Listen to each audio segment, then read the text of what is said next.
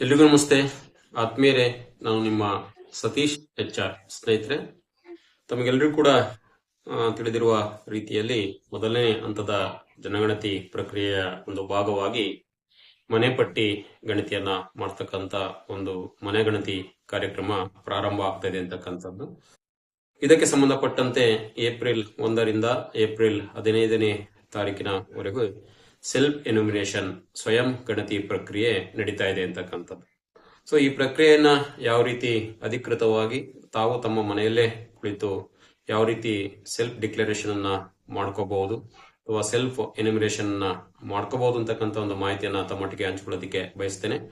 ಯಾರೆಲ್ಲ ಇದೇ ಮೊದಲ ಬಾರಿಗೆ ಸೃಷ್ಟಿ ಸಿಂಚನ ಯೂಟ್ಯೂಬ್ ಚಾನಲ್ ಅನ್ನ ವೀಕ್ಷಣೆಯನ್ನ ಮಾಡ್ತಿದ್ದೀರಾ, ಸಬ್ಸ್ಕ್ರೈಬ್ ಆಗಿ ಇದೇ ರೀತಿಯ ಸಾಕಷ್ಟು ವಿಡಿಯೋಗಳನ್ನ ವೀಕ್ಷಿಸಿ ಅಂತೇಳಿ ತಮ್ಮಲ್ಲಿ ಕೇಳ್ಕೊಳ್ತಾ, ಮೊದಲಿಗೆ ತಾವೆಲ್ಲರೂ ಕೂಡ ಒಂದು ವೆಬ್ ಪೋರ್ಟಲ್ಗೆ ಭೇಟಿಯನ್ನ ನೀಡಬೇಕಾಗುತ್ತೆ.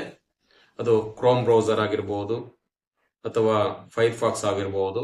ಸೊ ಅದರ ಒಂದು ಸರ್ಚ್ ಇಂಜಿನ್ಗೆ ಭೇಟಿಯನ್ನ ನೀಡುವ ಮೂಲಕ ಅಧಿಕೃತ ವೆಬ್ಸೈಟ್ ಏನಿದೆ ಸೆನ್ಸಸ್ಗೆ ಸಂಬಂಧಪಟ್ಟಂತೆ, ಸೊ ಆ ವೆಬ್ಸೈಟ್ಗೆ ಭೇಟಿಯನ್ನ ನೀಡಬೇಕಾಗುತ್ತೆ. ಆ ವೆಬ್ಸೈಟ್ ಅಡ್ರೆಸ್ ಯಾವ್ದಪ್ಪ ಅಂತ ಹೇಳಿದ್ರೆ se.census.government.in ಗೆ ಭೇಟಿಯನ್ನ ನೀಡಬೇಕಾಗುತ್ತೆ.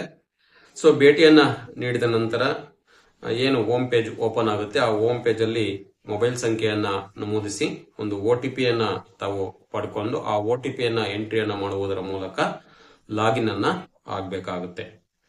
ಮೂರನೇ ಹಂತ, ಈಗ ರೀತಿ ಲಾಗಿನ್ ಆದ ನಂತರ ತಮ್ಮ ರಾಜ್ಯ, ತಮ್ಮ ಜಿಲ್ಲೆ ಮತ್ತು ಸ್ಥಳೀಯ ವಿವರವನ್ನ ನಮೂದನ್ನ ಮಾಡ್ತಾ ಹೋಗ್ಬೇಕಾಗುತ್ತೆ, ಎಂಟ್ರಿಯನ್ನ ಮಾಡ್ತಾ ಹೋಗ್ಬೇಕಾಗುತ್ತೆ.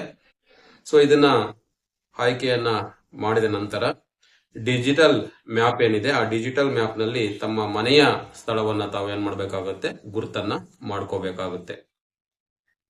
ಈ ಒಂದು ಹಂತ ಅಥವಾ ಈ ಒಂದು ಪ್ರಕ್ರಿಯೆ ಮುಗಿದ ನಂತರ ನಿಮ್ಮ ಮನೆಯ ಮತ್ತು ಕುಟುಂಬಕ್ಕೆ ಸಂಬಂಧಪಟ್ಟಂತ ಸಂಪೂರ್ಣ ವಿವರವನ್ನ ಭರ್ತಿಯನ್ನ ಮಾಡ್ತಾ ಹೋಗ್ಬೇಕಾಗುತ್ತೆ. ಇದಾದ ನಂತರ ಈ ಒಂದು ಮಾಹಿತಿಯನ್ನ ತಾವೆಲ್ಲರೂ ಕೂಡ ಪರಿಶೀಲನೆಯನ್ನ ಮಾಡಿಕೊಂಡು ಸಲ್ಲಿಸ್ತಕ್ಕಂತ ಪ್ರಕ್ರಿಯೆಯನ್ನ ಮಾಡ್ತಾ ಹೋಗ್ತೀರಾ. ಸೊ ಈ ರೀತಿ ಸಲ್ಲಿಸ್ತಕ್ಕಂಥ ಸಂದರ್ಭದಲ್ಲಿ SEID ಅಂತಕ್ಕಂಥದ್ದು ಜನರೇಟ್ ಆಗುತ್ತೆ.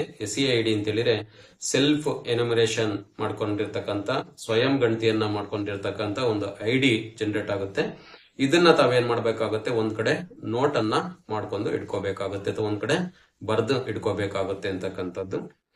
ಸೊ ಯಾಕೆ ಬರ್ದು ಇಟ್ಕೋಬೇಕಪ್ಪ ಅಂತ ಹೇಳಿದ್ರೆ, ಏನು ಏಪ್ರಿಲ್ 16ರಿಂದ ಗಣತಿ ಸ್ವಯಂ ಗಣತಿಯ ನಂತರ ಮನೆ ಭೇಟಿ ಕಾರ್ಯಕ್ರಮ ಎನ್ಯುಮರೇಟರ್ಸ್ ಏನಿರುತ್ತಾರೆ, ಆ ಎನ್ಯುಮರೇಟರ್ಸ್ ಗಣತಿದಾರರು ತಮ್ಮ ಮನೆಯನ್ನ ಭೇಟಿಯನ್ನ ನೀಡಿದಂತ ಸಂದರ್ಭದಲ್ಲಿ ಈ SEID ಯನ್ನ ತಾವು ಅವರಿಗೆ ನೀಡಬೇಕಾಗುತ್ತೆ ಅಂತಕ್ಕಂಥದ್ದು, ಅದನ್ನ ಒದಗಿಸಬೇಕಾಗುತ್ತೆ. ಸೊ ಆ ಕಾರಣದಿಂದ ತಾವೆಲ್ಲರೂ ಕೂಡ SEID ಯನ್ನ ಸುರಕ್ಷಿತವಾಗಿ ಇಟ್ಕೊಂಡಿರ್ಬೇಕಾಗುತ್ತೆ.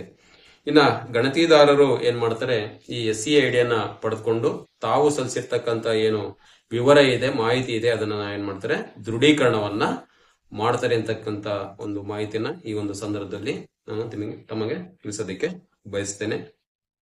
ಏನಪ್ಪಾ ಈ ರೀತಿ ಸೆಲ್ಫ್ ಡಿಕ್ಲರೇಷನ್ ಅನ್ನ ಮಾಡ್ಕೊಳ್ಳೋದ್ರಿಂದ ಏನೆಲ್ಲ ಉಪಯೋಗ ಆಗುತ್ತೆ ಅಂತ ಹೇಳಿದ್ರೆ, ಸಮಯವನ್ನ ಉಳಿತಾಯವನ್ನ ಮಾಡಿದಾಗುತ್ತೆ, ನಿಖರವಾದಂತ ಮಾಹಿತಿಯನ್ನ ತಾವೇ ಸ್ವತಃ ಭರ್ತಿಯನ್ನ ಮಾಡಿದಾಗುತ್ತೆ, ಮತ್ತೆ ವೇಗವಾಗಿ ಮಾಹಿತಿಯನ್ನ ಸಂಸ್ಕರಣೆಯನ್ನ ಮಾಡೋದಕ್ಕೆ ಸಾಧ್ಯ ಆಗುತ್ತೆ ಅಂತಕ್ಕಂಥದ್ದು.